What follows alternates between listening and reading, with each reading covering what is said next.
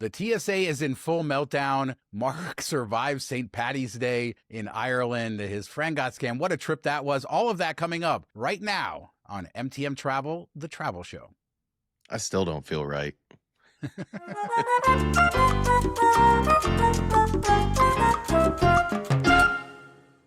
So, Mark, happy Tuesday. And the news of this week has been the TSA and everything going on in the airports. I've been sort of glad that I don't have any travel booked this week because ain't nobody got time for that.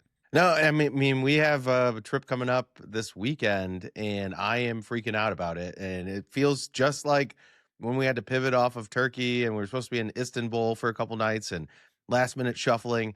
I spent a couple hours on Sunday just looking for like any flight, and my goal was, all right, they have U.S. Customs in Bermuda, so that shouldn't be a problem, hopefully.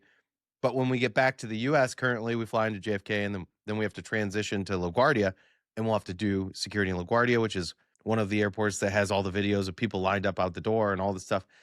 And I'm like, crap, I need to find like a flight in JFK, and I could find a flight. It would be expensive from JFK to Detroit, but it would be in a different terminal. So I'd still have to go through those hoops and exit security because there's no airside, I don't believe, to get between the terminals there, which is annoying. So I'm like, all right, well, that's not going to work. And I don't know. I'll probably still see if there's any last minute availability that is on one ticket, so I don't have to do this hopping around as much, but we'll see.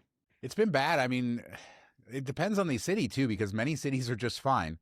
Yeah. And Las Vegas, I think, has been pretty good. Like I saw a guy tweet yesterday that he went to the airport like 4 hours ahead of his flight and he got through security in 10 minutes in Las Vegas. So I think some of it is sort of overblown. And I think some of the airports that are repeat offenders, you mentioned LaGuardia, JFK's never been bad. Like Philly, I think, is another bad airport. Some of these airports just never got it right in the first place. And that's, where they always have lines when they shouldn't. And then you go somewhere like Las Vegas, which handles a ton. My biggest example is Orlando and Las Vegas. I always compare those two airports because traffic-wise, Vegas is busier, but similar kind of tourist crowd, which brings different sorts of things. Vegas just handles it so much better. I guess they don't have as many kids, though. Kids do slow down security lines, but yeah, rough this week. Well, do you remember when Orlando didn't even have lines? Like everybody just kind of like mass walked towards the TSA agent. They didn't have like any type of ropes or anything designed. I'm like, this is the dumbest thing ever. We've been doing this for how long now, and you guys can't figure out how to put up some rope lines? And they finally did, and it's gotten a lot better. But the annoying thing is like JFK or LaGuardia, I think LaGuardia for sure, and JFK, only certain terminals have clear, and then other ones don't, and you can't get back and forth between them airside. So that's annoying. Like if I have to go to Terminal 5, go through clear, that's fine. Hop on a bus, get to a different terminal, cool. But if we can't do that, then we can't even use our perks that we paid for, which is annoying because clear isn't a government entity, so you can still cut most of the lines. So I was just kind of banking on that, and then the more research I did, I was like, oh, okay, that's not going to work. Yeah, I mean, the whole meltdown, we don't know what's going to happen. This is obviously political. A shutdown, a part of the Department of Homeland Security, which includes the TSA, and they're negotiating on refunding it. And I'm not going to get into the wider political implications, but hopefully that does happen. The TSA officers who you are interacting with are not getting paid right now. They will get back paid whenever their funding comes in, but they're working without money. And so this is stretching on, which is why you're seeing more of them call in sick. And now the government is bringing in other agents to sort of back it up, which is controversial. So yeah, the airports, I just feel like over the next week or two, probably not going to be good. Hopefully we can get this funding situated because it sucks because this is the second time that TSA employees have gone through this in the last, 6-9 months. The bad thing is you don't know what you're going to get. Like each day, one day it's okay, one day it's not. Maybe they mass call in this day, but they don't mass call in that day. And we should mention that I think that there's programs out there that they can get like 0 interest loans or very low interest loans to get them by. But these people aren't making a ton of money. So when you miss a paycheck, it probably hurts quite a bit for a lot of them. So it's tough. And yes, they do get the back pay. And a lot of times they'll get like a bonus too. So maybe they're holding on for that. But I don't blame them when they're calling in if you're not getting paid. Like, it's tough. And you just did this. If this was like the first time, okay. But we just went through this. Like, this should be already settled. So it's sad to see. But this is maybe opens up sparks a wider conversation. Do we move to privatize security once again like we had before September 11th? I know that there's a partnership out there. I believe Kansas City and San Francisco uses it right now, where TSA still oversees it. but they only have a couple people overseeing it. The rest is staffed by a company, and they're trained and everything. So not much is different. But when they run these funding, they're getting paid. So if you're flying to San Francisco or Kansas City, you're not having a problem. I mean, at some point, the funding has to dry out with how they're getting paid, though. So I don't know. I haven't researched how that all Well, works. I don't. they're still getting money from our tickets, the $5.60. So the money's there. Well, this is my point. I think privatizing TSA is just going to increase prices. I think that's just sort of what it does everywhere. If you look at any sort of necessary system, and there's a lot of security theater in the world, but security is important on airplanes. And many of us remember before 9/11 being able to just walk to the gate, and it was a cool world then. You could like pick up your friends at the gate and just wait for them to get off the plane, and all those scenes from movies, and it's all become so different. And I have definitely had my run-ins with some of the worst TSA agents in the world, and many incredible ones. In fact, it stands out like when you go into one of those lines and there's like a breath of fresh air TSA agent. They do exist, but I just don't think it's going to be more efficient to do it that way, because I think it's going to start maximizing profits. It's going to start costing the government more money. And I think the government's ultimately going to fund the bill for that. And whether they have to raise our security fee through our tickets, or, airports are going to have to start charging more, which is, before this, I believe every airport just did it themselves. And so they kind of baked it into the airfare. Where is our reduction in cost there? Yeah, airfare didn't come down. I can't wait for the comments that say government doesn't make anything cheaper, Sean. I'm excited for that. Hey, look, I mean, this is 2026, so we could get into a political discussion and we could go to it. People should respect the fact that on this show, on every show I ever do, I keep politics out of it. So I'm just talking about this, and I'm not going to have a wider debate. I mean, I guarantee you there's people who feel like privatizing TSA is better. Others think it is worse, and that's going to be your political things. I just don't think in the reality of the world today, with the way TSA works, that privatizing it would make it better. I don't know that this has to be a wider discussion about whether things should be government run or privatized, but either way, TSA could do better. I just feel terrible for the employees, because now they're working without pay, and now everybody's pissed off because they're waiting in these long lines. And it's just, travel is so unpredictable this year. I mean, in the last maybe couple of years. I understand that's frustrating. Don't take it out on the TSA agents that are there. If you're mad, keep it to yourself. They're there working. They're doing their best. And hopefully we get this figured out and they get paid and everybody comes back to work. But I'm sure we're going to lose another chunk of TSA agents from this. Probably lost some last time because they're like, I'm just over this. I'm not going to deal with this every year, every half year, however it is. Whatever they do get in, whenever they do get the funding, it'll probably be a short-term thing and it'll be annoying and we'll be back here again. It's just the constituents never win, Sean. I mean, they could fund it today. I mean, that's just the truth about where we're at. I mean, it could be funded today. So hopefully the politicians figure that out. But let's talk something more fun, your trip and travel and, the specifics of it. We talked a little bit on the last show about some of it, but I think you wanted to talk about your flights and everything related to the travel aspect of your big trip. So how did it start? Like, how did you get over to I'm guessing Turkish Airlines. Yeah, we flew Detroit to Istanbul on Turkish, and we said before it was $70K Aeroplan for that flight, and perfect amount of time, like the 10-hour flight, right around there, so you can eat and you can sleep well. And it was my first time on Turkish, and I really loved it. And I've heard good things about Turkish, the food, the service, all that stuff. I really enjoyed the seat. I believe it was an A350 that we were on, and it was newer. It looked newer. The setup was 121. It was a great seat. I mean, similar to other things that I've flown, but it did feel a bit comfier. Like I slept better on this flight than I slept any other time. Maybe that was because it was a bit longer, but the seat was comfortable. They did turn it up where it was a little bit hot at night. I didn't love, but I had my little trusty fan with me, so we were good there. The service was good. The food was awesome. Especially, I don't know if you've ever flown Turkish, but the little old world bread in a bag that they bring out is like some of the best bread I've ever had. They give you dipping oil, spices, butter, all that stuff, little candlelight when you're eating. So I really enjoyed that part of it. Have you ever flown before?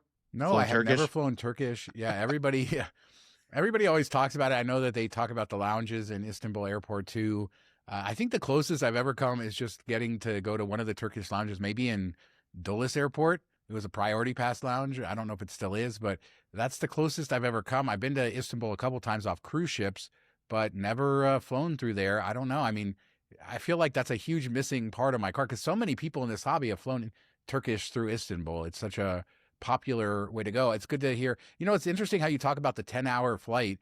That's like for here to Japan, like from the West Coast is about 10, 11 hours. To Europe from here is about 10, 11 hours. That's actually not a bad, or to Western Europe, I guess, for us, but it's not a bad sort of flight length. I really like that flight length. If you're in a business class, you can settle in. It's not too quick and it doesn't seem too long either.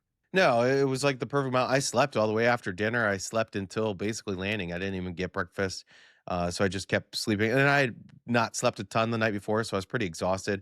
The service was slow. Like we took off at 9 and we finished eating at midnight, which I thought was kind of the pace could have picked up a little bit. I did get a filet or a steak. I don't know. It wasn't like a traditional filet. It was kind of like more meatloaf-ish, very chewy.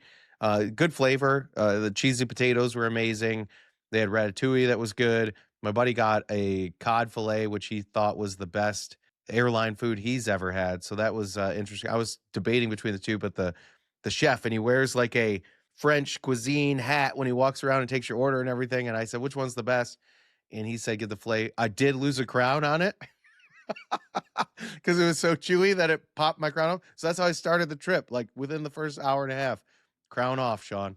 I will tell you that I think Austrian in the old days used to have a chef on board. And I had a friend who went, this is like 20 plus years ago, who went on a flight to Vienna and was talking about the chef. And they were in economy and the guy still walked through the cabin and stuff. And I could never visualize, like, why is there a chef on board? And then I've flown, I don't know what airline I flew where it was a similar thing where they had the hat and all of that, but it was just for premium passengers. And they're really just reheating food. But actually, they are putting it together in a way. I mean, it's already pre-done, but they are sort of like cooking it for you. And I think it is such an interesting novelty to have a chef with a chef's hat on an airplane. I don't know, but I've always loved that. Yeah, my buddy got a cheesecake that was really good. I should have done that. I was like, oh, strawberry ice cream. I love strawberry ice cream. I don't get it very much. So I ordered that for the dessert. He just took a big plate and then did like 2 little scoops of strawberry ice cream on it with some like flake nut or white chocolate. I couldn't really tell. But I'm like, one, this is barely any ice cream. And two, how do I eat ice cream off of a plate? It just like slops around. There's no curve to scoop it up in. It was the dumbest thing I've ever seen. It's too hard coming out of their freezers. Like, have you ever, like, they give you the little cup of ice cream? Yeah. And you got to wait like 20 minutes because, and I'm always like not patient. So I like chip away like a tiny amount and like eat it because it's so hard, like those Haagen-Dazs things. So it's probably too hard. And he's just like, screw this. I'm not going to scoop out too much for him. I don't know, but I love quirky stuff like that. Yeah, and this was actually, it had been melted a little bit. I think he pulled it out right away. I've gotten that on American Airlines, and I love their strawberry ice cream with like the white chocolate shavings on top. But I was like you, just like stabbing at it, trying to get some. On the other end of the spectrum, whenever I get a Polaris sundae, it's like half milk because it's so melted and sloppy. So yeah, I'm just going to skip ice cream next time. That's what I learned. But then we got into Istanbul. We didn't have Turkish lounge access. I don't think it was on Priority Pass, but because we had booked that last minute where we were flying out. Originally, we were going to fly Turkish business to Dublin a couple days later, but we hopped on a flight like 4 hours later to Poland on Turkish and economy. So we went to a couple different Priority Pass lounges. The first one was right in the terminal that we got off. It was tiny and crappy, like what you see in the U.S. Then we went to their big one that was on the second floor in the main area where all the shops are, and that was really nice, massive, had like a bar overlooking the whole area of the terminal, which was cool. And I should say, transitioning there, we walked off the plane. Everybody that was going to Istanbul or Turkey went left. We went right, just showed an agent our ticket, which I did get printed off in the airport, luckily ahead of time, because I know we were talking about all those issues we were having doing it on the app. But in Detroit, they printed me both tickets, which was cool, even though they weren't on the same flight. Flashed that, walked right in. And Istanbul Airport is beautiful, like huge. It feels kind of like American because they have like Popeyes, McDonald's, everything, Pizza Hut. Like it's just random. All the stores are American, but it's massive and really beautiful. Yeah, I did Istanbul off a cruise ship last year, and they have this new cruise terminal that looks like a giant airport, and then it has a high-end mall. And I forgot like the level of brand. I mean, there was a Salt Bay there, so you would appreciate that. But there were so many American brands in that mall that it was just like being in America, and it was crazy and so modern. And probably the most modern cruise ship terminal I've ever done. So Turkey, Istanbul, keeping up with a lot of that. And then, the city itself is so incredible because of all the mosques and the skylines. And so you have that kind of mixture of old and new, and obviously Constantinople, so much history in that city. So I can't wait for you to get back there at some point, spend some time there. I know it sucks that it kind of forced you not to get your Istanbul experience. Yeah, and I think we made the right choice. Like as we were leaving, news was that stuff was getting blown up on the other side of the country. I think we would have been fine, but it was just like, all right, we don't want to have any type of lockdown or get stuck here. So we moved on to Poland. Got there Friday night. Checked into the Sheraton, which I booked with the Bilt cash and Bilt $200 hotel stay. Covered the whole thing. I think it was like $296 for 2 nights. Very nice hotel. They had like Aston Martins out front and all this kind of stuff. I mean, it didn't feel that fancy inside. It was nice. It was kind of like Conrad-esque, but it wasn't like over the top nice that you would expect like $200,000-$300,000 cars out front. So maybe one of the nicer areas, not right in the heart of like the nightlife scene, but 3 or 4 blocks away. So I think the location was pretty good. Beds were comfortable. Nothing really to say about the room. It was pretty standard. A little bit more spacious. Had like a desk area, lounging area, in the 2 beds and everything. But it was a nice hotel. I'd stay there again. So, yeah, Warsaw is such an interesting city. Been a long time since I've been there. There's the old city, which isn't old. It's all rebuilt Yeah. after World War II to look like it's old. But a lot of interesting sort of history there, obviously with World War II. And then there's that big giant building in the middle of the city, right? That just like stands up. I forget what the significance of that, but I saw some recent video. And when I was there like 10 years ago, there wasn't much around that as far as like high rises. It's like a clock tower on a building. I know you know the building I'm talking about. And then, yeah, now it seems like it's just boomed in the middle of Warsaw. Yeah, and they had a lot of high-end shops there. I mean, Poland is known as one of the cheaper European countries to go to, and most everything was pretty affordable. Drinks and food were pretty cheap, and we walked around, and I loved Old Town. It does look. They did a good job of keeping it in that history of it. I did admit we were there. It was like 60, 50, a little bit chilly. So there wasn't as much outdoor stuff as I would have liked. Like we went to the town square area in Old Town. I imagine in the summer it's kind of similar to other places we've been, where maybe they have some outdoor seating and stuff where you could drink some wine and just kind of stare at the sunset. Because they definitely have restaurants all around there, but there wasn't much going on when we got there in the evening. And Old Town was just kind of dead all around. They also have like these floating barges, restaurant boats that you can go on, but that was kind of dead because of the time of the year. They had this the one really cool area. They had like a micro bar scene where it was like a L-shaped building that had all these like mini pubs and restaurants that you could go and you could just hop from one to the other. Each one had or most of them had like a basement area that was unique. One had like arcade games in it. Another one had like a 10 by 10 meter dance club. It was so weird. We saw people walking down there. And we're like, there must be like a club or something. So that's where the bathroom was. We went down there and there was like 50 people jammed shoulder to shoulder in this tiny area dancing. It didn't make any sense, but it was cool. And there was a good nightlife scene. People like to drink in Poland. So if you're in Warsaw and you like to drink, I think you'll have a fun time. Yeah, drinking vodka, certainly big there. Yep. When I was there, it was in April, Mark. I was there for Easter and did the Easter markets in Krakow, and was in Warsaw right before that. It was already in April and it was covered in snow. They had like a late snowstorm. And so even though it was April, it was freezing and cold. I hope that it wasn't that cold for your visit. No, it was like 50 or 60. It wasn't bad. Even when you're outside of Old Town, I'll say like the architecture is really pretty. They have some beautiful churches and things like that if you're into architecture. And we were walking around and they have these benches around the city that plays, I forget the name of the guy, but a famous Polish composer. So they have these like not concrete, but like marble or type of benches, and they're just randomly throughout the city. And if you find one, it has a little button that you push and it plays like his music, which was kind of cool. We saw one of those, and my buddy was excited about that because he had read about them. So we were happy to find one, and we just kind of walked around, experienced it there. We were only for a day and a half, and we were jet lagged a lot of the second day, so we didn't get out as much as we would have liked in Poland. But we wanted to get to Dublin and meet up with everybody else, so we ended up flying out Sunday afternoon, and we flew Ryanair, not out of Warsaw, the main airport, out of like one that's just Ryanair, I think. Looks like a bus terminal. You pull up and there's like this outdoor bar area with a food truck, and then inside looks like a cafeteria, but they have all these picnic tables. It was pretty nice out, so we sat there, had a drink before we went through security, which was basically nothing. But then when you go to like the gate area, it's one of these places that has like two gates, very small. You had to go through customs, Polish customs, to go into the gate area, which had maybe 20 seats for a full plane, and then this tiny little coffee shop. So you crammed in there for like an hour, and then you go outside and board the plane, walk to the plane. It was not the best setup. Sounds about right from every experience I've had. Well, sometimes they fly from big airports, right? And then they usually have the worst gates at those big airports. But I've also like Barcelona, I remember, has an alternate airport that Ryanair uses, and a long time ago I flew out of that one. I think I don't know, another city I've flown out of one of those smaller alternative airports, and that's how they save money on their stuff. And you get what you pay for, you know what you're getting into it. But if you don't feel like you're in a bus terminal on a Ryanair flight, what are you even doing? Yeah. When we flew out of Rome, it was in the regular airport, and we got stuck in line for like an hour. And then we're like, what do we do? Why'd they line us up? We're not even going anywhere. Well, they were waiting on a bus to take us out to the plane that was like forever away. And they're doing it like one bus at a time, like 30 or 40 people at a time. So it took forever to get out there.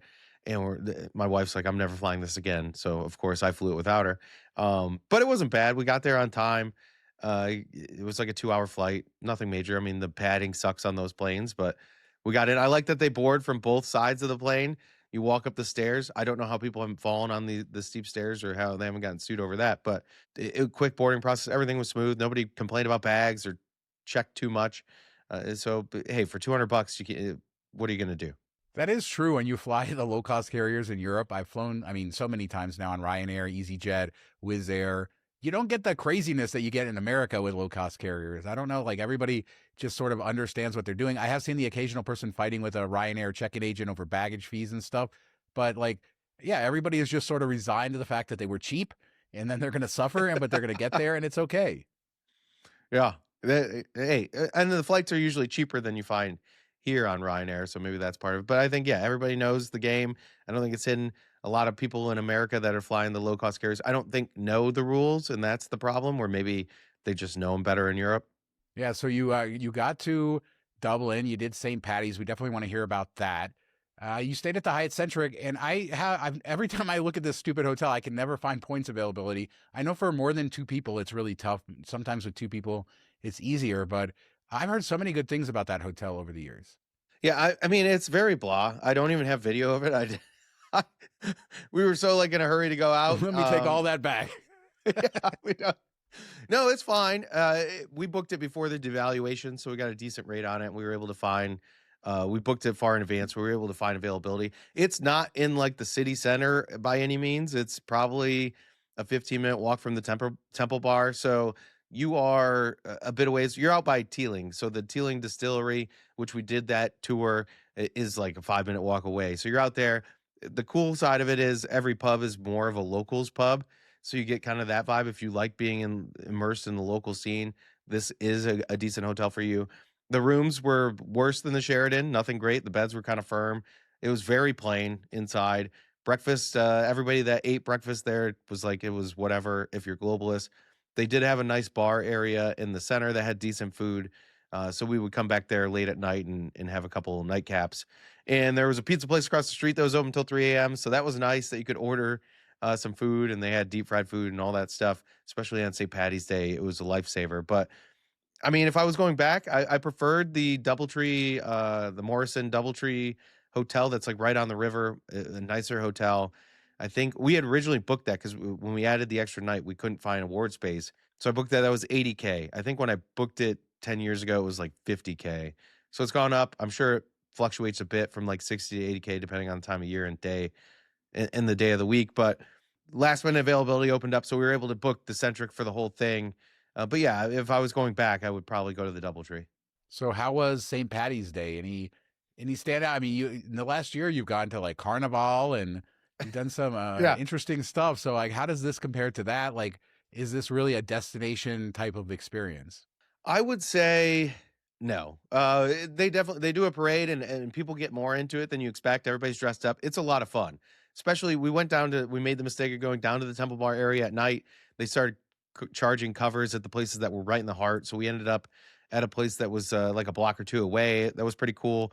It was like the Down Goose or something like that, some random where I think locals in the area go. So there was definitely a vibe there. It was a lot of fun, but I don't think it's that much different than going to like a Chicago or going to a Savannah. I don't know that it's worth going for that. I love Dublin. We had a great time there. Had some good food. We went out to Hoth. Hoth was like packed. We went the day before St. Patty's Day, and it was way busier than we saw it. And we went in like July, the last time we were there. Everything was like an hour wait. We stood in line for 30 minutes. There was a table for 6 people sitting there the whole time. Nobody came and talked to us. We were at the front of the line. And then finally, hey, can we grab that 6 top? And he's like, yeah, go for it. Food came out in like 15 minutes. So I don't know what the hell the problem was. What took so long? They had all the food ready. Even like the grab and go fish and chip places, they had fish just sitting there piled up that they had cooked. And it still took 10 minutes for each person to just throw it in a box and give it to you. So they're just not used to it. I don't know, but it was kind of crazy. But it was a good time. I don't know that I'd go back for St. Patty's Day. I definitely Carnival in Rio is more of an experience if you're looking for that. Gasparilla in Tampa is more of an experience, I think. But it's fun. Yeah, that's interesting to see how it sort of ranks in with all of that. You still haven't done Oktoberfest, right? You have that one. No, that is on my list. Well, we did Mardi Gras together. I fell asleep early into Mardi Gras, but I think that was more of an experience too. So there are, I mean, it's still fun. Don't get me wrong. Like you're gonna have a great time if you go for St. Patty's Day. The funny thing is, we went down to Temple Bar. There was a really good Thai restaurant right around the corner from Temple Bar that we went to the next night, and there was no one. It was like 8:00 at night. No one in Temple Bar area.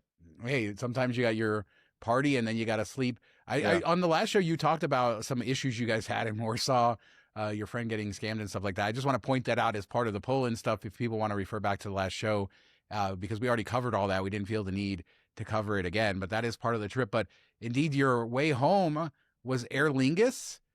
One other funny story from Poland. We go to this place called Charlotte, and we ended up eating at, it's like Wai Thai, or I think that's what it's called. It was right across from the Sheraton. If you're in Warsaw and you like Thai food, go there. It was amazing. Best Thai food I've had outside of Thailand. So I can't recommend it enough. And then we went to this place called Charlotte, highly rated, always busy. We walked by it like 5-10 times, right by the hotel. It's like a breakfasty place, and they give you like a bread basket, and they give you these like chocolate flavored spreads or raspberry jam, all this stuff. And they're like, oh, all right, breakfast with an egg. And I was like, all right, it's the English menu. It just says with an egg, but it's eggs. So they come out and they give me one fried egg. That's it, Sean. A plate with one fried egg. And I'm like, okay. And it was cold. It sat up in the window. And then after 10 minutes, we're like, aren't I supposed to get bread? And is that my bread up in the window? Oh, it might be. Okay. And then she's like, oh, she goes and grabs it and brings it over. And then we're like, what about the spreads? Oh, yeah, you probably need those. It was so horrible. Mark, you got to ask but one egg. to get everything. I have a picture. Who eats one egg and then like a whole like pieces of bread for breakfast? Yeah, the jelly. Hey, it takes all kinds in this world, and if we didn't experience stuff like that, what would we laugh about? So it's all good. But I know we're tying this all up. So how was Aer Lingus? It was okay. It was the A320neo, I believe, like the repurposed kind of the airplanes you see domestically, but they reconfigured the front to have a business class lie flat, which is kind of unique. When you see it, you're like, oh, this is a small plane, but yet we have lie flat seats. If you get the throne seats on it, and we booked this for 57,500 American Airlines miles and like $40 in taxes and fees. I booked it like a week out. I didn't want to fly the American flight home that we had in economy. I knew we'd probably be exhausted. And I didn't mess with it to get pick seats, because it was so close in. I figured it was all done or whatever. The throne seats that you can get, because it goes like 2-2, 1-1, 2-2, 1-1, and one aisle in the middle. Those are fine. If you can get those, I think it's a decent experience. Nothing great. Low end, business class, a step above premium economy, I would say. Especially in the 2-person seats, because you have to step over people. There's no aisle access for the people closest to the windows, which is kind of annoying for business class. I don't love it. Similar to like Lufthansa, if you're the 222 and you're on the window seats, you're stuck there. So if I was flying by myself and that was all that was there, I probably wouldn't book it. to be honest, unless I could get the aisle. But even then, a stranger stepping over you at times, and if you're trying to sleep, it's just awkward. So go for the throne seat, lock it in. Food was decent, service was okay, nothing to write home about. Felt kind of low cost carrier esque. And we flew Aer Lingus last time there and back in business, and that was a 121, totally different experience, way better. And I'm sure there's some of those planes still out there, but this one, if you're getting this plane, or if they're only using this plane, it's kind of like my least favorite way to get to Europe. Yeah, so it's a lot like what JetBlue has been doing, although their new Mint, I think, is probably a little bit better. This sounds actually more like the old JetBlue Mint with the throne seat, and yeah, that works good for domestic, but it doesn't feel as good as like a wide body on a international route. You know, TAP is doing a lot of this to Portugal too, where they're flying the narrow bodies because these flights are short enough to do it, and it does sort of take away some of the experience, although the new JetBlue Mint does seem, I haven't flown it, but does seem to take, I don't know, to take this to another level, making these seats better. So maybe over a couple of generations, we'll start to see better products on the narrow body planes. But, you know, what is the total flight time? Like 6 hours? We flew to Dulles, so I think it was like 7.5, something like that. I mean, the biggest miss was when we flew it last time, they had 12-year reserve Jameson on board, little bottles, and we'd order it and they'd give us 2, so we put one in our bag and stuff. So I'm talking about this to my buddy who's big into whiskey and scotch and bourbon and all that stuff, and I'm like, oh, they got 12-year reserve Jameson, or they did when we flew it. It's so smooth, it's so good. He's like excited about it, and then they didn't have anything like that. Hey, you got to cut back over time. Anything nice that was nice 10 years ago probably isn't nice. The scone is good. Get that for dessert. My friend Kristen said you have to get the scone, so I will say that's good. Was it dry in the right scony way? No, I thought it was pretty moist. I don't know. I haven't eaten that many scones. It's not a scone. I don't know. Some people get that reference. Some people get that Curb Your Enthusiasm reference. He's like, "Do you want a coffee or tea with it?" I'm like, "No, I just want the scone, man. I just want to eat it." And he looked at me so weird. Well, sounds like an amazing trip. You did a lot of takeaways. Hopefully we got a lot of good pictures and videos to show you guys with it. But I learned something. St. Paddy's Day doesn't measure up to Carnival or even Mardi Gras or anything like that. So there you go. But I can't wait to get to Dublin someday. And yeah, chime in with anything you think. Istanbul Airport, flying Turkish, Aer Lingus, narrow body business class. The TSA, do they need to go private? Leave a comment below. We do 2 shows a week, Tuesdays and Thursdays, and we'll be back in a couple of days with all the miles and points news. Thanks so much for watching. Talk to you next time. Have a good week, everybody.